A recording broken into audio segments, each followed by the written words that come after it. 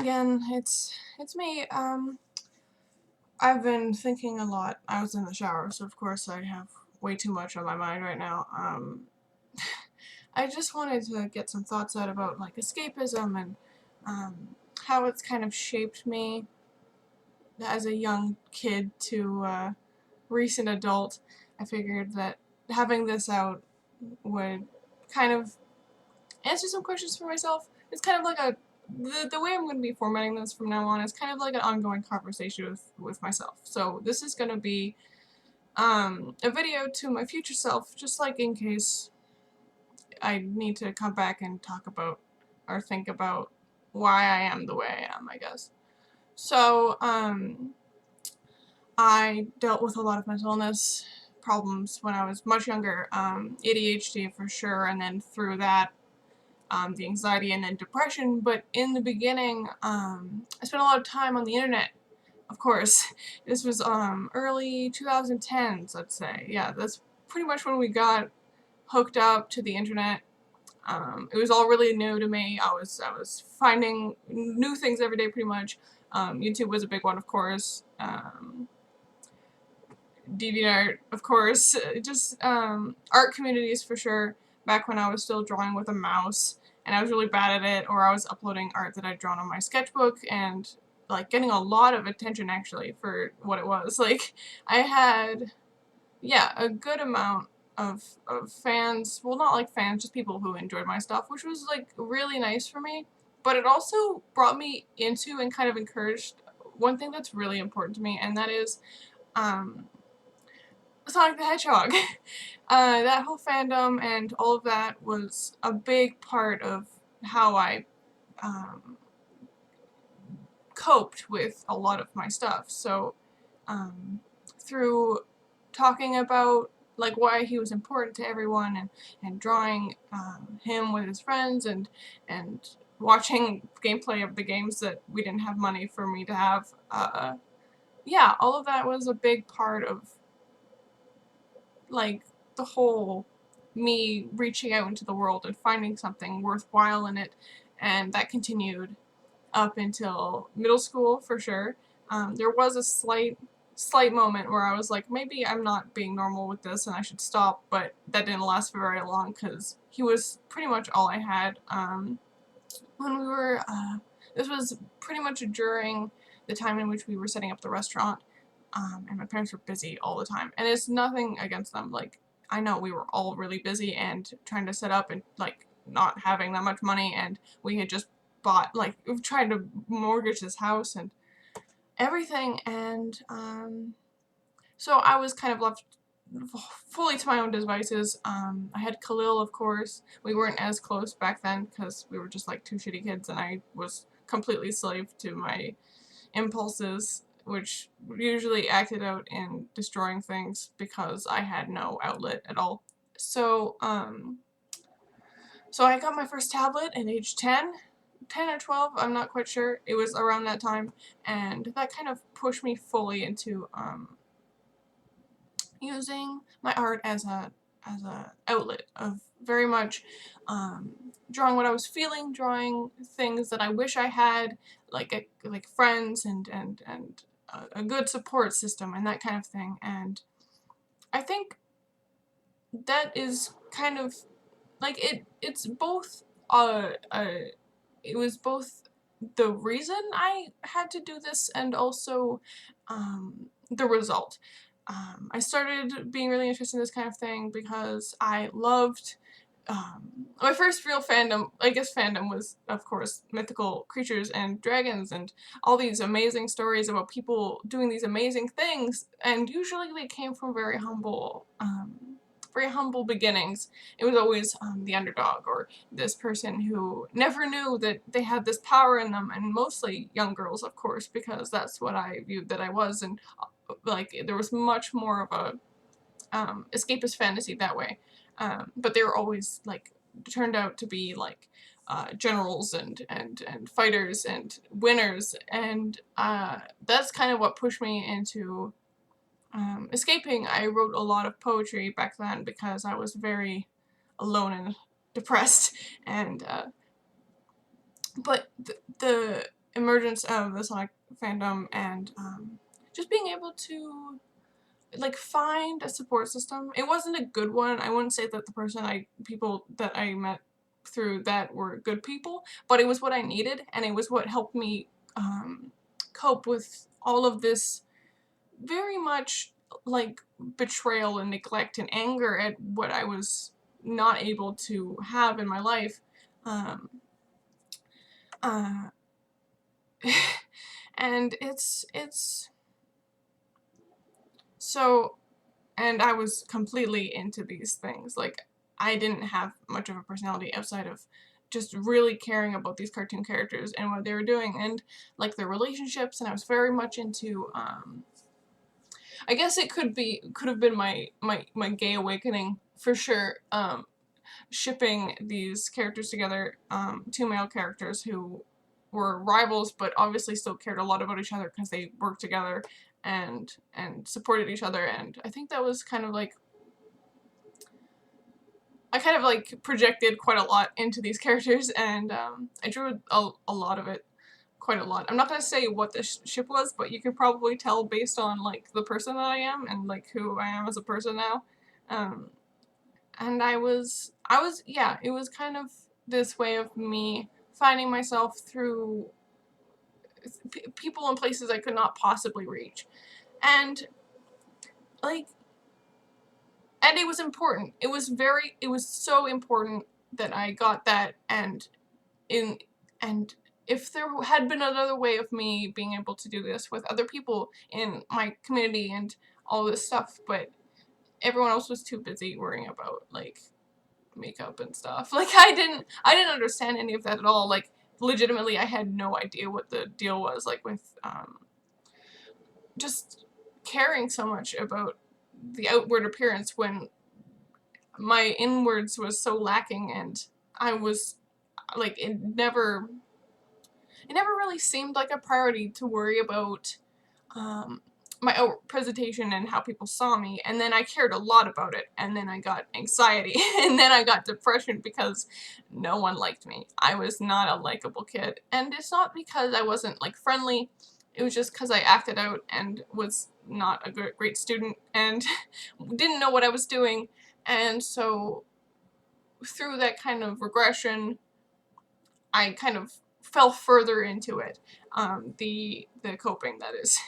And yeah, so it was a lot of me using these characters and people and places that I would never meet and would never interact with as this way of seeing myself in another person's eyes.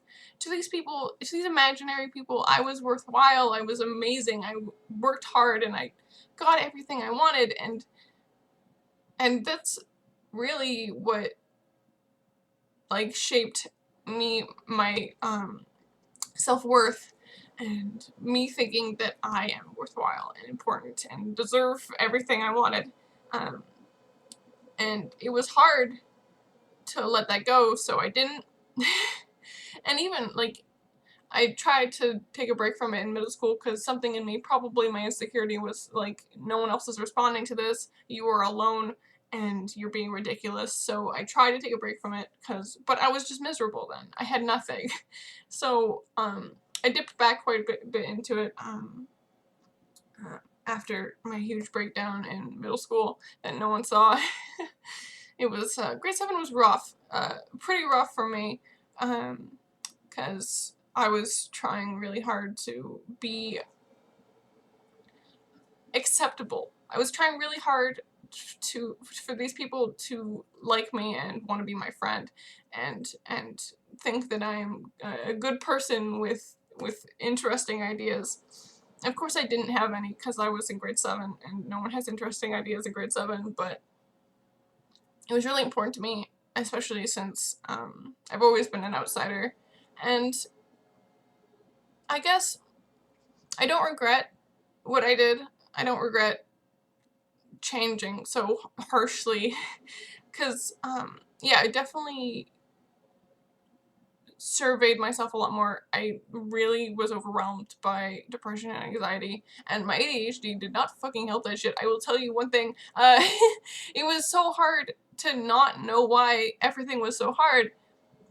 And for a really long time I thought it was just because I was stupid or like not from here. Like for a really long time I was convinced that I had just been dropped randomly into this alien planet and didn't know any of the rules. Like I didn't know why gender was such a big deal. I didn't know why like people did the things they did to be seen the way that they were.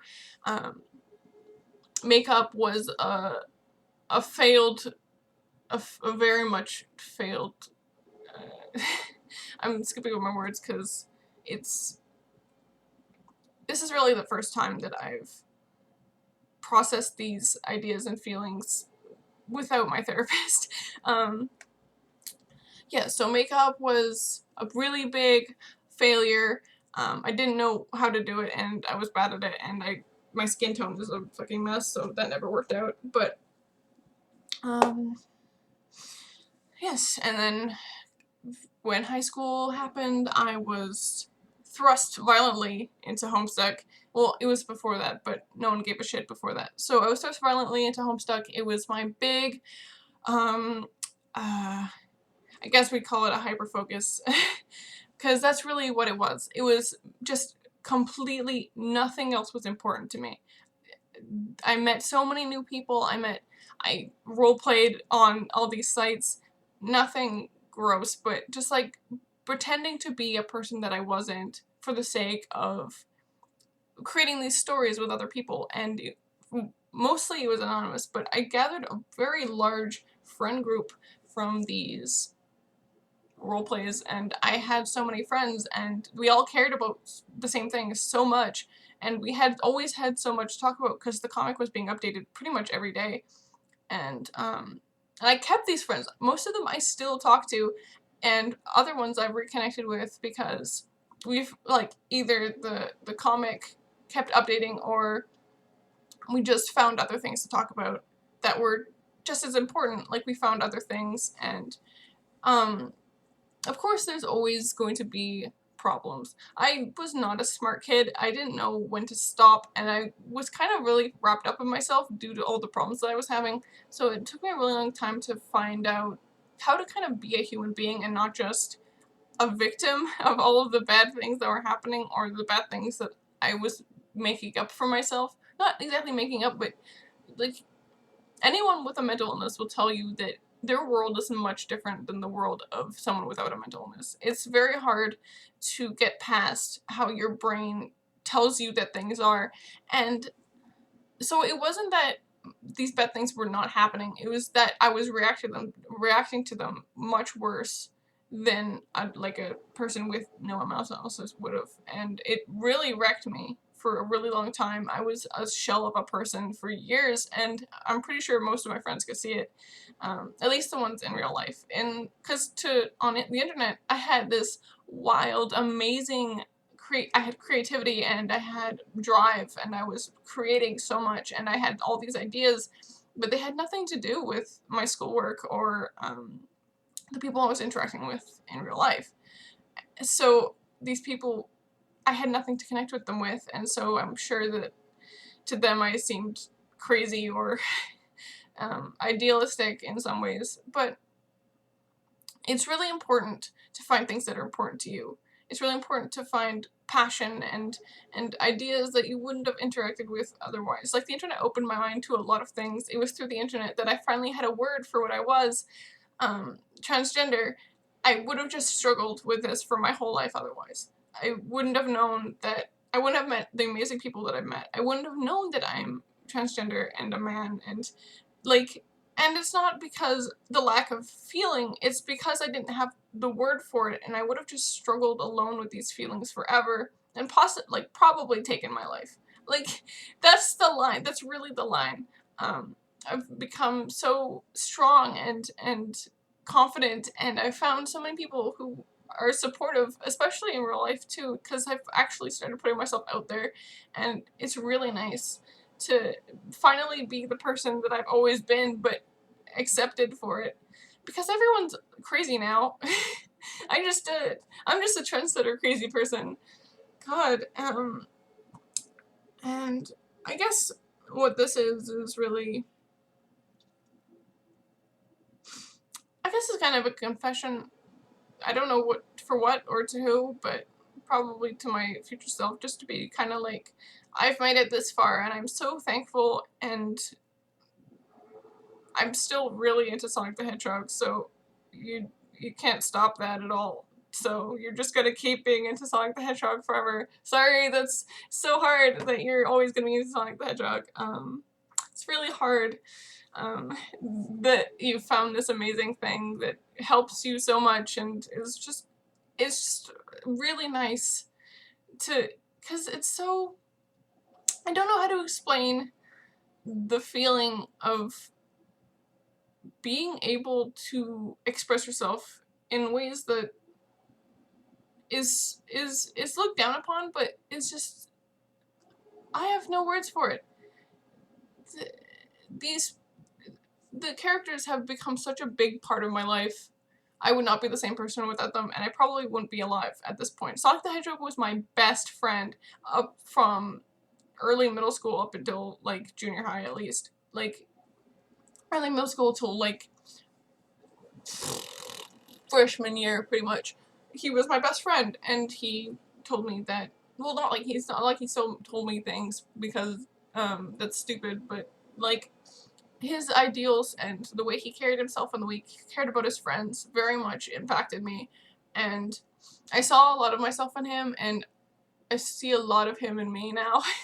I'm very much the kind of person I think I wanted to be when I was younger, and it's important to recognize the things that help you, even if they're stupid. Like, nothing's stupid if it helps. I think you're always gonna make bad decisions, but I don't think that was one of them. So, escapism, a tool of the broken, uh, is, I'm glad. Okay, I'm gonna stop being emotional now and turn the camera off. Thanks for watching if you do.